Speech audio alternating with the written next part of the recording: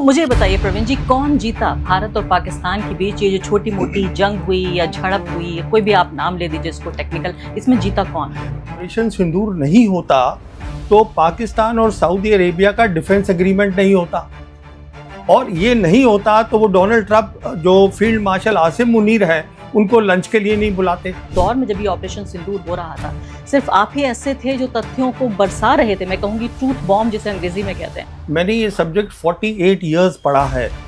After the 1971 war that Mrs Gandhi fought and we created Bangladesh, सोच ये थी दुनिया के अंदर कि हिंदुस्तान की फौज जो है वो पाकिस्तान की फौज से बहुत बेहतर है, कन्वेंशनल कैपेबिलिटी में वी आर सुपीरियर। ऑपरेशन सिंदूर ने वो तोड़ दिया। सारी जियोपॉलिटिक्स या सारी दुनिया का जो सोच थी वो थी focused on America and Europe, पर चीन का इतना बड़ा राइज हुआ है, economic rise, economic super power बन गया है कि वो सारी की सारी सोच हमारे एरिया में आ गई है। वो सिर्फ चीन के कारण हुआ है। कुछ भी कर ले चीन, रहेगा तो एक डिक्टेटरशिप ही, हम चाहे बुरे ही सही, लेकिन है तो हम एक लोकतंत्र। जी देखिए, कितने आप लोकतंत्र है आपको भी मालूम है, मुझे ही मालूम है, पहली बात। लेकिन भारत में चुनाव होते हैं, भारत में बोलने की आजादी है। कौन सा मुझे चीनी पत्रकार आप अभी मुझे बोल रही थी कि मैं एंटी नेशनल करार कर दिया जाऊंगा अगर मैं इससे बात करूंगा, आप मुझे बता रही है आजादी है। क्या भारत विश्वगुरु बन गया है? ये देखिए, विश्व गुरु तो भारत ने कह दिया हम बन गए हैं तो बन गए हैं, अब वो दुनिया माने ना माने वो एक दूसरी कहानी है। आप मानते हैं? दुनिया ने फैसला किया है कि पाकिस्तान की मिलिट्री और जियोपॉलिटिकल फाइल बढ़ गई है। ऑपरेशन संदूर ना होता तो पाक सऊदी दिफाई मुआहिदा ना होता। पाकिस्तान ने गिरने वाले राफेल तैयारों के नंबर्स भी बता दिए, हम इस पर बात नहीं करते। ट्रंप भी कह रहे हैं कि तैयारे गिरे। परवीन सानी, भारतीय lieutenant general Rajiv Ghai BJP की नरेंद्र मोदी की सियासत के खिलाफ खुलकर सामने आ गए। हम हिंदुस्तानी फौज को तो फिर अब क्या बात हो रही है? तो मुझे बताइए प्रवीण जी, कौन जीता भारत और पाकिस्तान के बीच ये जो छोटी मोटी जंग हुई या झड़प हुई या कोई भी आप नाम ले दीजिए इसको टेक्निकल, इसमें जीता कौन? देखिए, वो तो दुनिया ने फैसला किया है। पाकिस्तान की मिलिट्री प्रोफाइल बढ़ गई है, पाकिस्तान की जियोपॉलिटिकल प्रोफाइल बढ़ गई है। उसी के अगर ये ऑपरेशन सिंदूर नहीं होता तो पाकिस्तान और सऊदी अरेबिया का डिफेंस एग्रीमेंट नहीं होता, और ये नहीं होता तो वो डोनाल्ड ट्रंप जो फील्ड मार्शल आसिम मुनीर है उनको लंच के लिए नहीं बुलाते। वो इसलिए बुलाया क्योंकि उन्होंने कहा कि ये जो है ये हमें समझाएं कि मिडिल ईस्ट में क्या होता है, ईरान क्या कर रहा है। कहने का मतलब ये है कि दुनिया ने ये तय किया है कि पाकिस्तान ने इसमें अच्छा काम किया है। तो क्या ये प्रोपेगेंडा जीता इनका या इन्होंने जंग जीती? क्या जीता, प्रोपेगेंडा या जंग? देखिए, जंग तो हुई ही नहीं है, जो 4 दिन का काम हुआ है, जंग 4 दिन में खत्म नहीं हो जाएगी। हिंदुस्तान, हाँ जी, देखिए सबसे इंपॉर्टेंट बात क्या होती है, वो एयर वॉर होती है, और वो इसलिए होती है कि हिंदुस्तान पाकिस्तान की जो है, हम दोनों नेबर्स हैं, यहाँ एयर का रोल बहुत बड़ा होगा, और जो एयरफोर्स होती है उसका जो मेन काम होता है वो होता है एयर सुपीरियॉरिटी। उसको हम बोलते हैं कि एयर टू एयर एंगेजमेंट। तो वो पहली ही 6-7 की रात को हमने देखा कि air to air engagement Pakistan air force ने करी, और अगले दिन उन्होंने इंटरनेशनल प्रेस को बुला के ब्रीफिंग भी दी। हम तो अभी तक उसकी बात ही नहीं करना चाहते हैं। हमारे प्रधानमंत्री ने एक बार भी इस पर कोई प्रेस कॉन्फ्रेंस नहीं की, इस पर कोई बातचीत नहीं की। नहीं, हम हमारे किसी भी अफसर ने इसके बारे में बातचीत नहीं करना चाहते। हम खुल के, वो कुछ टिप्पणियां आती रहती हैं, जैसे सीडीएस ने सिंगापुर में बोल दिया हाँ हमारे कुछ रफाल गिरे थे, फिर वो एक और है हमारे नेवल एडवाइजर इंडोनेशिया में, उन्होंने बोल दिया कुछ जहाज गिरे थे। पर एयरफोर्स चीफ ने जब बात करी, हमारे एयरफोर्स चीफ ने, उन्होंने कुछ भी नहीं बोला इसके बारे में। फिर वो बहुत सारी किताबें आ गई हैं मार्केट में कि ऑपरेशन सिंदूर में हमने ये किया, एयर वॉर की बात ही नहीं करते। देखिए, जहां तक दुनिया का ताल्लुक है और दुनिया में जो मिलिट्री लीडर्स हैं वो एयर वॉर को अहमियत देते हैं, और दुनिया ये समझ रही है कि ये जंग पाकिस्तान जीत गया है। मतलब अगर तथ्यों को भी थोड़ा किनारे रखें तो कम से कम दुनिया को ये कन्विंस करने में पाकिस्तान कामयाब हुआ है। देखिए, पाकिस्तान ने 16 सितंबर को उनके जनरल खालिद हैं, जो एक बहुत बड़े अफसर हैं, उनके होते थे, अब रिटायर हो गए हैं, अभी हैं वो एडवाइजर नेशनल कमांड अथॉरिटी के, जो न्यूक्लियर वेपन्स में डील करती है। जनरल खालिद ने एक प्रेस कॉन्फ्रेंस करी इस्लामाबाद में 16 सितंबर को, और उसमें उन्होंने कहा कि 4 रफाल हमने गिराए हैं 6-7 की रात को, और रफाल के नंबर भी दे दिए।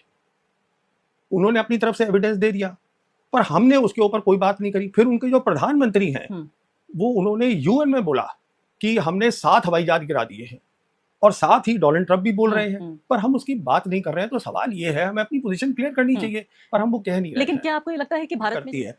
जनरल खालिद ने एक प्रेस कॉन्फ्रेंस करी इस्लामाबाद में 16 सितंबर को, और उसमें उन्होंने कहा कि 4 रफाल हमने गिराए हैं 6-7 की रात को, और रफाल के नंबर भी दे दिए।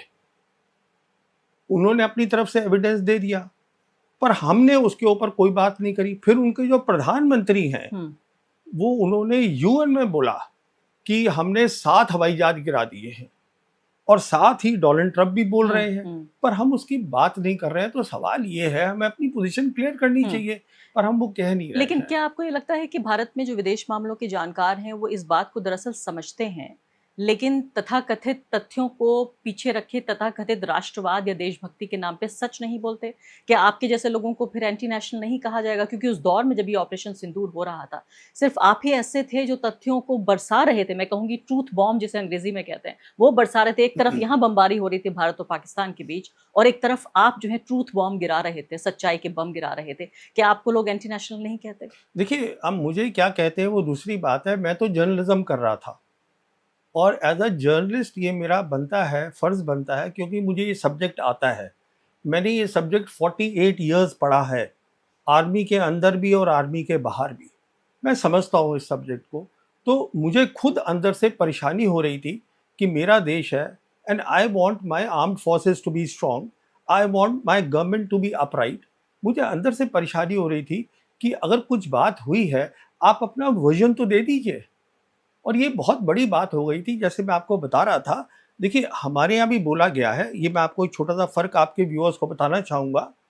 हमने भी उनकी तबाही करी है, जैसे हम बता रहे हैं 9-10 मई की रात को, उसकी हमने विजुअल्स भी दिखाए हैं। एयर वॉर एक अलग चीज़ होती है। उसका क्यों अलग होती है? क्योंकि उसमें बहुत सालों की मेहनत होती है। जो हमने काम किया है, जो बाकी जो उन्होंने काम किया, वो तो ये है ना कि आप S-400 ले आए, 3 महीने आपने ट्रेनिंग करी और हो गया काम। जब एयर वॉर थी और जो उन्होंने कॉन्सेप्ट बताया दुनिया को, मल्टी डोमेन ऑपरेशन, उसका मतलब है उसमें उनकी सालों की मेहनत है। वो अहमियत है उस बात की। और अहमियत इस बात की है कि एयर टू एयर वॉर ये प्राइमरी रोल है, प्राइमरी मिशन है किसी भी एयरफोर्स का, ये झुठलाया नहीं जा सकता। तो मैं तो अपनी नॉलेज से, प्रीवियस नॉलेज और एज अ जर्नलिस्ट बात कर रहा हूँ। एक फौजी के तौर पे भी और एक पत्रकार के तौर पे भी। लेकिन मुझे ये बताइए कि आप ये कह रहे हैं कि जब आप ये सच बोलते हैं, चाहे ये सच कड़वा ही क्यों ना हो, चाहे सरकार ये सच ना सुनना चाहती हो सकता है जनता के खेमे को भी पसंद ना आए, लेकिन आप इसलिए बोलते हैं क्योंकि आपको इस देश से प्यार है और आप ये चाहते हैं कि हमारी जो तीनों फौजें हैं वो मजबूत हों। नहीं, ये तो कहने की मुझे ज़रूरत भी नहीं है। ये मेरा मुल्क है, इस मुल्क में मैंने आर्म्ड फोर्सेस में नौकरी करी है, तो इसमें मुझे कोई कहने की तो बात है नहीं कि मेरा देश और मुझे प्यार है उससे। Obviously I love my country. या तो अब मुझे बताइए कि क्या इससे ये भी एक चीज़ एक्सपोज हो गई है कि खासकर हमारी एयरफोर्स, उसमें कमियां हैं, उसको दुरुस्त किया जाना चाहिए। हमें सबसे पहली बात तो इस बात को कबूल करना चाहिए कि हमें झटका मिला है, और उसके बाद फिर हम उस कमियों को दुरुस्त करें। ऐसी कोई 3 चीज़ें आप बताइए जो भारत की सरकार सुनना नहीं चाहती, जो हमें एयरफोर्स में करना चाहिए। देखिए, एयरफोर्स को मालूम है, एयरफोर्स के कुछ आला अफसर, रिटायर्ड अफसर मेरे से बात भी कर चुके हैं। ठीक है, जब बालाकोट हुआ था 2019 में, तो एक बड़ी कमज़ोरी जो देखी गई थी इंडियन एयरफोर्स की, उसको हम बोलते हैं इलेक्ट्रॉनिक वॉरफेयर, जिसमें जैमिंग कर देते हैं कम्युनिकेशंस की दूसरे एनिमी के। तो वो एक कमी थी, उन्होंने बेहतर इसका प्रदर्शन किया था। तो वो कमी आज भी दिखी है। तो समझती है एयरफोर्स? हाँ, एयरफोर्स के सब ऑफिसर समझते हैं, ये ऐसी बात नहीं है। हमारी एयरफोर्स जो है वो एक बहुत प्रोफेशनल एयरफोर्स है, और मुझे कोई शक नहीं है एयर चीफ ने भी शायद राय दी हो प्रधानमंत्री को या जो भी बड़े पॉलिटिकल लीडर हैं कि शायद हमें इस्तेमाल भी नहीं करना चाहिए, क्योंकि उसमें कंस्ट्रेंट्स डाल दिए थे। देखिए, एयर जब वॉर होती है, आपको कुछ भी बोलते रहे कि हमने फ्री हैंड दिया, पर जैसा लगता है वो इतना फ्री था नहीं, उतना फ्री। बल्कि ये तो कहा भी गया, ये तो बाकायदा अफसर ने बोला कि हमें फ्री हैंड नहीं दिया वो गया। जैसे वो हमारे नेवल एडवाइजर हैं, तो बताया गया कि वो ही हैज बीन मिसकोटेड। तो कहने का मतलब ये है, electronic warfare is one thing. दूसरा ये है कि अब जो एयर की लड़ाई है, जो पाकिस्तान ने दिखाया है और जो हमने अलग भी देखी है, वो अब डॉग फाइट्स नहीं होंगी एयरफोर्स की, वो होगी जिसको हम बोलते हैं BVR, बियॉन्ड विजुअल रेंज। इसका मतलब आप कितनी दूरी से मार कर सकते हैं। जैसे कि वो क्लेम करते हैं हमने 143 किलोमीटर पे जाके मार करी है, उसकी अहमियत है। तीसरी चीज स्पेस की अहमियत है, जिसमें उन्होंने बताया कि उनके पास विजिबिलिटी थी, उनको मालूम था and because of electronic warfare उनको इलेक्ट्रॉनिक सिग्नल्स मालूम थे, वो आइडेंटिफाई कर पाए क्राफ्ट को। कहने का मतलब ये एयरफोर्स सब बातें समझती है, we are a professional air force, इसमें कोई शक नहीं है, बट उसको शायद लिमिटेशंस में काम करना तो पड़ा है। पहलगाम हमला पाकिस्तान के जरिए करके हमें कमजोर करने की कोशिश की, हमारे नागरिकों की जान ली, उसके बाद हमने ऑपरेशन सिंदूर किया और उसका भी तथाकथित तौर पे फायदा पाकिस्तान को ही हुआ कि इतनी बड़ी डील अब उसे सऊदी अरब से मिल गई है। अगर ये जंग के नतीजे या जंग का जो पूरा प्रोपेगेंडा होता है, क्योंकि एक तो प्रोपेगेंडा वॉर भी होती है, वो अगर भारत के पक्ष में जाता है तो क्या ये मुमकिन था कि ये पाकिस्तान सऊदी जो डील हुई या ये भारत सऊदी डील होती? देखिए, मैं इससे पहले आपको एक बात बताना चाहता हूँ। जब ये बातचीत हो रही थी और पहलगाम हो गया था कि इंडिया करेगा कुछ कि नहीं करेगा, मैंने एक वीडियो किया था, सोलो वीडियो था मेरा, जिसमें मैंने कारण दिए थे कि इंडिया एयर वॉर नहीं करेगा, जो अब ट्रोल मेरे पीछे पड़े रहते हैं। मैंने उसको समझाया था ये क्यों नहीं करेगा, पर हमने की। कहने हमने क्यों की, क्योंकि वो अभी रिसेंटली जो हमारे आर्मी के चीफ हैं, उन्होंने एक जगह बयान दिया है कि जो ऑपरेशन का नाम भी था वो प्राइम मिनिस्टर ने दिया था। तो जैसे कि हमने देखा बालाकोट में भी प्राइम मिनिस्टर ने खुद बोला है कि वो क्लाउड से तो हमें फायदा हो गया। तो जब पॉलिटिकल लीडरशिप ऑपरेशनल मैटर में इन्वॉल्व हो जाती है तो एक अलग मसला हो जाता और है। इमोशन जिस तरह से घुसाए जाते हैं, नाम जिस तरह से रखा गया बाकायदा सिंदूर का वो लगाकर, वो भी अपने आप में एक तरह से एक महिलाओं को इस्तेमाल करने की भी नहीं, कोशिश वो की देखिए, वो आपको ज़्यादा समझ होगी उन बातों की। मैं तो ये बताना चाहूँगा सिर्फ कि अब ये क्लियर हो गया है कि प्रधानमंत्री ने नाम दिया था सिंदूर, क्योंकि कोई एयरफोर्स या आर्मी वाला ऐसा नाम नहीं देता। नहीं देता। क्या नहीं, सवाल ही नहीं उठता है।